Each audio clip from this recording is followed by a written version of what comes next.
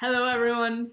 We are back for our final short story, Cable Town Delivery. Keep wanting to say Cape Town. I think it's in Cape Town because I think it's in Cape Town. All right, but before we get started, I have a few announcements. My main announcement is that you all should remember that Friday is the due date for your proposed final exam questions. You should also be talking with your groups just to make sure that everybody is on the same page for whether you're going to work as a whole group or in smaller groups for your final exam. Friday, if you are in section B, you will be looking at the SCG presentation for quality education.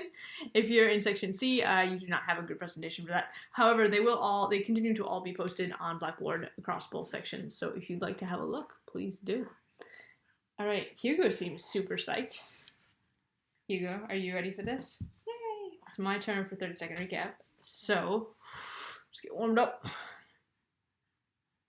On your mark, get set.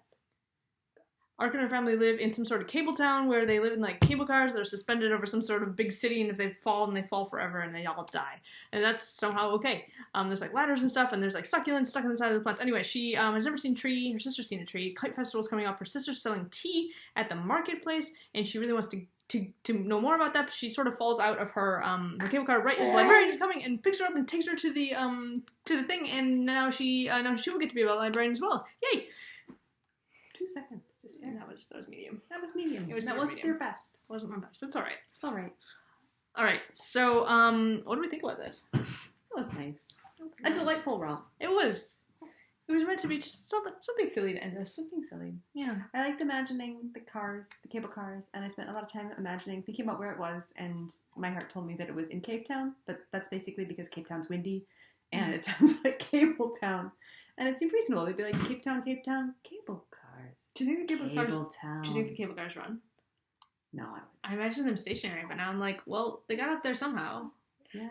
Like, I figured they like pulled them off of, again, I feel like they like pulled them off of something and then like restrung them. And then like once you started going with it, you just kept going with it, kind of like with jeepneys. Mm-hmm.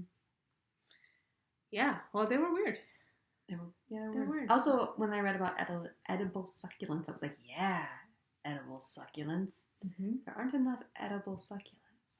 But they don't live in the buildings, it seems. No, they're on the... Oh, no, I don't think anyone lives in the buildings. No, but they don't. But they're stable enough Why, that they want to attach their... Yeah, it's full of rats. Why would you want to live in the buildings? Sure. But they're not like buildings. They're kind of like structural supports at this point. The market is on a building, isn't it? On top of like a old building?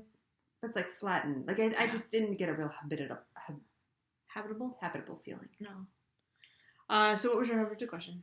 So I wanted to know whether the city was going up or down in terms of its fortunes. Because at first I was like, ooh, this is a civilization era that has fallen on hard times because of the rat catching. Things are not good when people resort to rat catching as an occupation. And also to describe it as not so bad. And also that, it seemed like they were a city built on top of a city that seemed to have petered out. It didn't seem good. But then, on the other hand, when Pella, the librarian, comes in because she hadn't been there in 12 years, she was like, oh, there's tea now.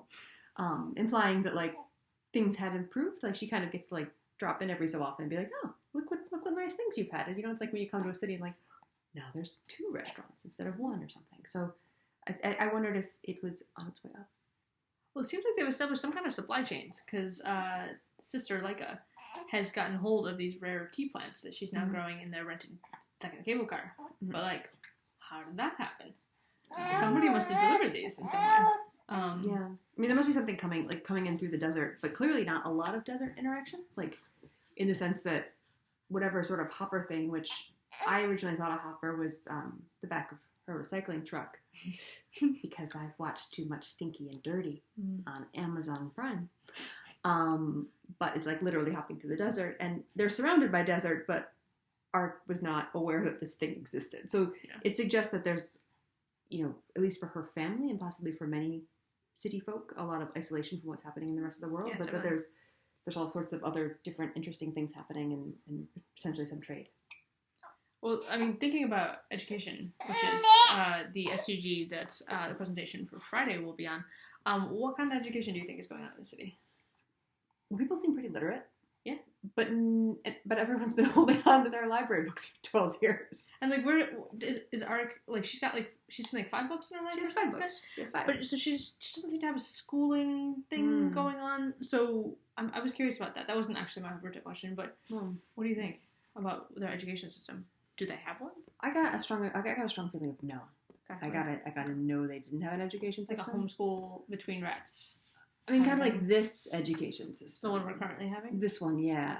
Yeah, I'd say this one. But I'm sure you're not speaking of this fantastic learning opportunity we're providing here. Oh, no, I meant our home education system, not your education system. I meant our in-home daycare. Because I don't even, they had to put they have like iPads. I don't remember what they call them. Yeah, but they have iPads. Yeah. They have to like put them through the DigiWash. DigiWash iPads. They have some sort of connection. And she didn't have one. She'd like borrow one. Yeah. Yeah, but it did seem like maybe some people would have access to those. Yeah, it sounded like rich people would have their own and then they could borrow content on it. Mm-hmm. And I could imagine also that it wasn't necessarily the case that all the content had to be written, right? Like the way you interacted with the digitabs or whatever was to like, it would ask you, what are you looking for? Like it would actually talk to you, which would be like a nice feature, but a feature that's particularly important in a society where not everyone is literate. Mm-hmm. So I kind of had a sense of like a 50-50 kind of situation. Yeah. So my virtual question was how precipitous was the decline of this civilization? If we're assuming that this is some kind of Earth, we've got a library system.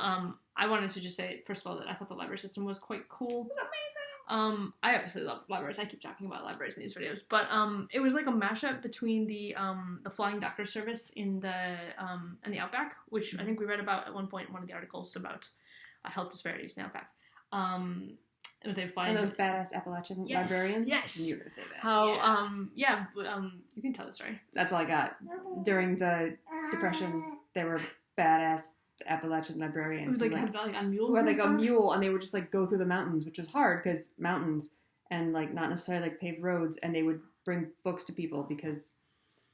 Yeah, it was so much, with the description of how like to be a librarian you have to be like all of these different things was such a like throwback to that. Yeah, it was really cool. So I love. You should read about them. Google that. You should, yeah, Google that definitely. Just pause and do it now. But I wanted to know. So Leica's seen a tree before. Mm-hmm. Ark's never seen a tree, and Dad Bedlam, which who names their child Bedlam unless you are actually having a very like there'll be children named Bedlam this year. This will be the year they're called Bedlam. Mm-hmm. But anyway, or children will be renamed Bedlam. Maybe. So he is like, oh, I don't want to talk about the past. Like, we're better off now.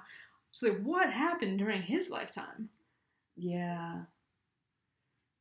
Do you think is this a pure climate change story? Is this a like war story? Because they talk about like the rubble of the desert. Rubble's not a climate change word. Rubble is a war word.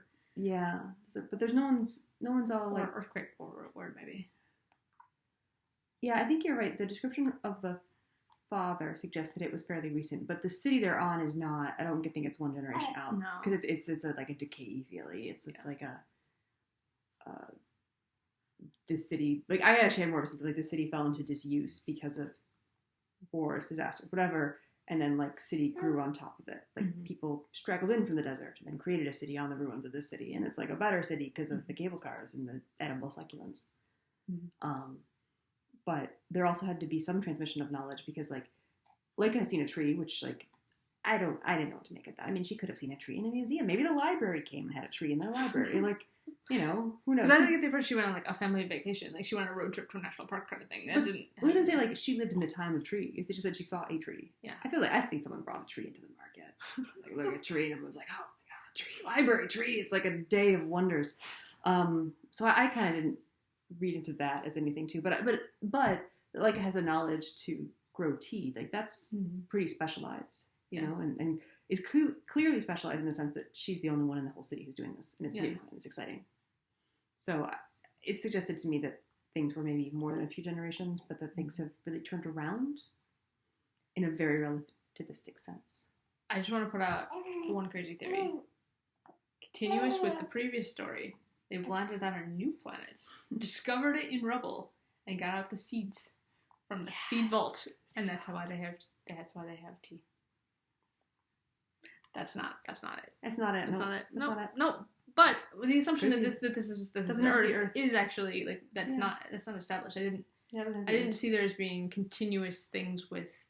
It wasn't like the previous story. It was like this is definitely Earth. I see like continuous things with what we have now.